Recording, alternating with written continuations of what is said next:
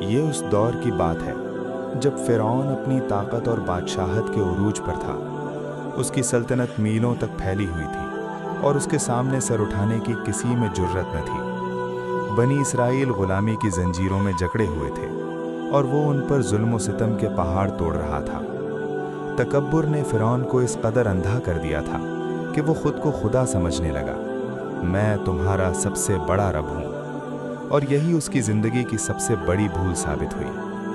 پھر اللہ رب العزت نے اس کے غرور کو توڑنے کے لیے اپنے برگزیدہ نبی حضرت موسیٰ علیہ السلام کا انتخاب فرمایا۔ اللہ کے حکم سے حضرت موسیٰ علیہ السلام اپنے بھائی حضرت ہارون علیہ السلام کے ساتھ اس کے عالی شان محل میں داخل ہوئے اور بے خوف ہو کر دین حق کی دعوت پیش کی، ساتھ ہی بنی اسرائیل کی آزادی کا مطالبہ بھی کیا۔ لیکن اقتدار کے نشے میں چور فرعون کہاں ماننے والا تھا۔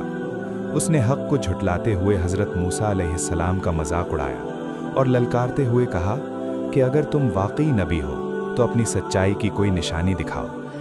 اللہ کے حکم سے حضرت موسیٰ علیہ السلام نے اپنا عصا زمین پر پھینکا تو وہ لمحوں میں ایک خوفناک اژدہا بن گیا۔ پھر انہوں نے اپنا ہاتھ گریبان سے نکالا تو وہ سورج کی طرح چمک اٹھا اور تیز روشنی ہر طرف پھیل گئی۔ یہ مناظر دیکھ کر فرعون کے دل میں خوف تو اتر گیا، مگر اپنی رعایا کے سامنے وہ غرور سے چیخ اٹھا کہ کیا تم ہمیں اس جادو سے مروب کرنا چاہتے ہو؟ حق قبول کرنے کے بجائے اس نے ان معجزات کو جادو قرار دیا اور حضرت موسیٰ علیہ السلام کو ایک بڑے مقابلے کا چیلنج دے دیا۔ اگلے ہی روز فرعون نے اپنی سلطنت کے کونے کونے سے ماہر ترین جادوگروں کو جمع کر لیا اور پورے مصر کو اس عظیم مقابلے کے لیے بلا لیا۔ میدان لوگوں سے بھر چکا تھا، شور و غل ہر طرف گونج رہا تھا، اور فرعون اپنے بلند تخت پر بیٹھا اپنی نام نہاد طاقت پر اکڑ رہا تھا۔ ایسے میں حضرت موسیٰ علیہ السلام عصا مبارک ہاتھ میں لیے پورے وقار کے ساتھ میدان میں داخل ہوئے۔ انہیں دیکھ کر جادوگروں نے طنزیہ لہجے میں کہا کہ اے موسیٰ، پہلے تم کرو گے یا ہم اپنا کرتب دکھائیں گے؟ حضرت موسیٰ علیہ السلام نے نہایت پرسکون انداز میں فرمایا کہ پہلے تم اپنی مہارت دکھاؤ۔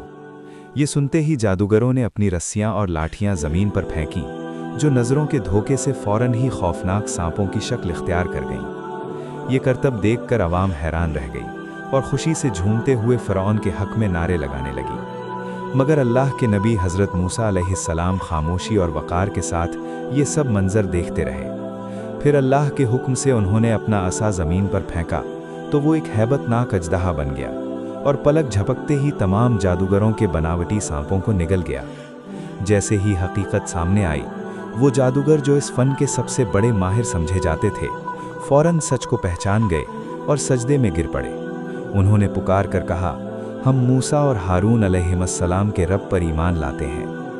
یہ منظر دیکھ کر لوگوں پر بھی واضح ہو گیا کہ یہ کوئی جادو نہیں بلکہ اللہ کی قدرت کا معجزہ ہے۔ یہ اللہ کی طرف سے ایک واضح نشانی تھی، مگر فرعون اپنی شکست دیکھ کر آگ بگولا ہو گیا اور غصے میں چیخ کر حکم دیا کہ ان جادوگروں کو سخت ترین سزا دی جائے۔ اتنی روشن نشانی دیکھنے کے باوجود اس کے دل پر تکبر کی مہر لگی رہی اور وہ اپنی ضد پر قائم رہا۔ اس کے بعد اللہ تعالیٰ نے فرعون اور اس کی قوم پر اپنی پکڑ مزید سخت کر دی اور ان پر ایک کے بعد ایک ہولناک عذاب نازل ہوئے۔ سب سے پہلے ایک خوفناک طوفان آیا جو مصر کے گھروں، کھڑی فصلوں اور ان کے جھوٹے بتوں تک کو تہس نہس کر دیا۔ دریائے نیل پانی کی شدت سے ببھر اٹھا اور ایسی طغیانی آئی کہ دریا کناروں سے باہر بہنے لگا۔ یہ وہی نیل تھا جسے مصری پوجتے تھے اور اپنی زندگی کا سب سے بڑا سہارا سمجھتے تھے، اور آج وہی ان کے لیے عذاب بن چکا تھا۔ جب فرعون نے یہ تباہی دیکھی تو اس کے ہوش اڑ گئے۔ وہ گھبرا کر حضرت موسیٰ علیہ السلام سے منتیں کرنے لگا کہ وہ اپنے رب سے دعا کریں کہ یہ عذاب ٹل جائے۔ اللہ کے حکم سے حضرت موسیٰ علیہ السلام نے دعا کی اور طوفان تھم گیا، مگر عذاب ہٹتے ہی فرعون حسب عادت اپنے وعدے سے پھر گیا اور ایمان نہ لایا۔ اس بدعہدی پر اللہ نے دوسرا عذاب بھیجا اور دیکھتے ہی دیکھتے ٹڈی دل کا ایک عظیم لشکر ان کی باقی ماندہ فصلوں، درختوں اور کھانے پینے کے ذخائر پر ٹوٹ پڑا۔ مصر کی معیشت چونکہ زراعت پر قائم تھی، اس لیے اس عذاب نے ان کی کمر توڑ کر رکھ دی اور پوری سلطنت معاشی بربادی کا شکار ہو گئی۔ اللہ نے فرعون کو واضح طور پر دکھا دیا کہ جس طاقت اور سلطنت پر وہ گھمنڈ کرتا تھا، وہ اللہ کی قدرت کے سامنے کچھ بھی نہیں۔ लेकिन इसके बावजूद फ़िरौन की हठ धर्मी बरकरार रही और वो ईमान न लाया। फिर अल्लाह ने तीसरा अजाब भेजा और बेशुमार मेंढक उन पर मुसल्लत कर दिए। वो घरों के हर कोने में भर गए, बिस्तरों में, बर्तनों में, खाने में, यहाँ तक कि कोई शख्स बात करने के लिए मुंह खोलता तो मेंढक उछलकर उसके मुंह में दाखिल हो जाते। ये निहायत अज़ियतनाक और घिनौना अजाब था।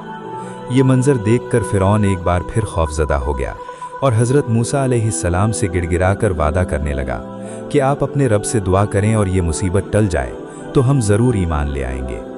हज़रत मूसा अलैहिस्सलाम ने रहम खाकर दुआ की और अजाब ख़त्म हो गया। मगर जैसे ही तकलीफ़ दूर हुई, फ़िरौन फिर अपने वादे से फिर गया और ईमान लाने से साफ इनकार कर दिया। इस सरकशी के बाद अल्लाह ने चौथा अजाब नाजिल फरमाया और देखते ही देखते दरियाए नील का पानी खून में तब्दील हो गया। वही दरिया जिसका पानी पीना, इस्तेमाल करना और उस पर ज़िंदगी गुजारना मिस्रियों की मजबूरी थी, अब उनके लिए नाकाबिले बर्दाश्त अजाब बन चुका था। वो पानी की एक एक बूंद को तरस गए। जिस दरिया की वो पूजा करते थे वही उनके लिए वबाले जान बन गया। मगर अल्लाह की कुदरत देखिए कि बनी इसराइल के लिए वही पानी साफ, शफ़ाफ और महफूज रहा जैसे वो बाकी तमाम अजाबों से महफूज रहे थे। फिर अल्लाह ने पांचवा अजाब नाजिल फरमाया और शदीद कहत साली ने पूरे मिस्र को अपनी लपेट में ले लिया। कई साल तक बारिश न हुई, फसलें सूख गईं, ज़मीन बंजर हो गई और हर तरफ भूख, मायूसी और हाहाकार मच गया। लेकिन तौबा करने के बजाय इन जालिमों ने उल्टा हज़रत मूसा अलैहिस्सलाम को ही इन मुसीबतों का जिम्मेदार ठहराना शुरू कर दिया। इसके बाद अल्लाह ने एक और अजाब भेजा।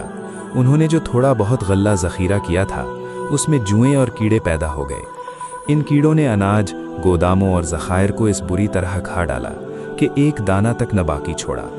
खुराक ख़त्म होने लगी तो जानवर भी भूख से मरने लगे। लेकिन इसके बावजूद फ़िरौन और उसके पैरोकारों की आंखें न खुली और वो अपनी ज़िद और अंधी तक़लीद पर कायम रहे। जब हुज्जत पूरी हो गई तो अल्लाह ताला ने हज़रत मूसा अलैहिस्सलाम को हुक्म दिया कि मेरे बंदों को लेकर रातों रात यहाँ से निकल जाओ, क्योंकि फ़िरौन और उसका लश्कर ज़रूर तुम्हारा पीछा करेगा। चुनाचे हज़रत मूसा अलैहिस्सलाम ने बनी इसराइल को जमा किया तो उन्हें हज़रत यूसुफ़ अलैहिस्सलाम की वो वसीयत याद आ गई कि जब तुम मिस्र से निकलो तो मेरी मैयत भी अपने साथ ले जाना। हज़रत मूसा अलैहिस्सलाम ने इरादा किया कि वो जसद मुबारक को लिए बग़ैर हरगिज़ रवाना नहीं होगा। मगर सदियों गुजर जाने के बायस किसी को मालूम नहीं था कि हज़रत यूसुफ़ अलैहिस्सलाम कहाँ मदफून हैं। तब किसी ने बताया कि बनी इसराइल में एक निहायत बूढ़ी औरत है जो इस राज से वाकिफ़ है। हज़रत मूसा अलैहिस्सलाम फ़ौरन उस ज़ईफ़ औरत के पास पहुँचे और कब्र का पता पूछा तो उसने एक अजीब शर्त रख दी। उसने कहा, मैं कब्र उसी वक्त बताऊंगी जब मुझे जन्नत में आपकी रफ़ाक़त मिलेगी। ये सुनकर हज़रत मूसा अलैहिस्सलाम लम्हा भर के लिए हैरान रह गए, मगर उसी वक्त अल्लाह की तरफ से वही नाजिल हुई कि इस औरत की शर्त कबूल कर ली जाए। चुनाचे वो खातून हज़रत मूसा अलैहिस्सलाम को एक कदीम कुएं के पास ले गई और बताया कि हज़रत यूसुफ़ अलैहिस्सलाम का ताबूत यहीं दफन है। बनी इसराइल ने मिलकर कुएं का तमाम पानी निकाला और जब तह तक पहुँचे तो वहाँ से ताबूत मुबारक बरामद हुआ। यूं इस अजीम अमानत को अपने साथ लेकर वो मिस्र से रवाना हो गए। जब ये खबर फ़िरौन तक पहुंची कि हज़रत मूसा अलैहिस्सलाम बनी इसराइल को लेकर निकल चुके हैं तो वो गुस्से से बिफर गया। उसने फ़ौरन एक अजीम लश्कर तैयार किया और पूरी क़ुव्वत के साथ उनके ताक़ुब में निकल पड़ा। इधर हज़रत मूसा अलैहिस्सलाम अपनी कौम को लेकर आगे बढ़ रहे थे कि अचानक उनके सामने ठाठे मारता हुआ समंदर आ गया और पीछे मौत बनकर फ़िरौन का लश्कर। ये मंजर देखकर बनी इसराइल घबरा गए और कहने लगे, ए मूसा, अब हम पकड़े जाएंगे। लेकिन हज़रत मूसा अलैहिस्सलाम का अल्लाह पर यकीन पहाड़ की तरह मजबूत था। उन्होंने फरमाया, हरगिज़ नहीं, मेरा रब मेरे साथ है, वो ज़रूर कोई रास्ता निकालेगा। इसी लम्हे अल्लाह का हुक्म आया कि अपना असा समंदर पर मारो। जैसे ही उन्होंने असा मारा, समंदर दो हिस्सों में तकसीम हो गया और पानी दीवारों की तरह खड़ा हो गया। बनी इसराइल फ़ौरन उस खुश्क रास्ते से गुजरने लगे। इधर फ़िरौन भी गुरूर में आकर अपनी फ़ौज के साथ समंदर में दाखिल हो गया, मगर जैसे ही बनी इसराइल का आखिरी शख्स पार पहुंचा, समंदर दोबारा अपनी हालत में आ गया। जब फ़िरौन ने मौजों को अपने ऊपर गिरते देखा तो चीख उठा, मैं मूसा के रब पर ईमान लाता हूँ। मगर अब बहुत देर हो चुकी थी, तौबा का वक्त ख़त्म हो चुका था और वो अपने तकब्बुर के साथ समंदर में गर्क हो गया। इसके बाद बनी इसराइल ने एक अजीब मुतालबा किया और हज़रत मूसा अलैहिस्सलाम से कहा, हमारे लिए भी कोई बुत बना दें जिसकी हम इबादत करें।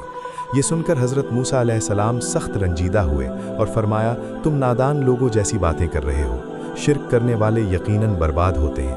پھر اللہ کے حکم سے حضرت موسیٰ علیہ السلام کوہ طور پر گئے تاکہ تورات عطا کی جائے۔ وہاں اللہ نے ان سے کلام فرمایا۔ اس قرب نے ان کے دل میں دیدار الہی کی خواہش پیدا کی، مگر جب اللہ کی تجلی پہاڑ پر پڑی تو وہ ریزہ ریزہ ہو گیا اور حضرت موسیٰ علیہ السلام بے ہوش ہو کر گر پڑے۔ ہوش آنے پر انہوں نے عرض کیا، تو پاک ہے، میں تیری بارگاہ میں توبہ کرتا ہوں اور سب سے پہلے ایمان لانے والا ہوں۔ اسی دوران بنی اسرائیل نے ایک بڑا فتنہ برپا کر دیا۔ سامری نامی شخص نے سونے کا بچڑا بنا کر لوگوں کو گمراہ کیا اور کہا یہی تمہارا خدا ہے۔ لوگ اس کی عبادت کرنے لگے۔ جب حضرت موسیٰ علیہ السلام واپس آئے تو یہ دیکھ کر سخت ناراض ہوئے۔ انہوں نے اس بچڑے کو جلا کر راکھ کر دیا اور سمندر میں بہا دیا اور سامری کو سخت سزا سنائی۔ یوں اللہ تعالیٰ نے واضح کر دیا کہ حق ہمیشہ غالب آتا ہے اور باطل آخرکار مٹ جاتا ہے۔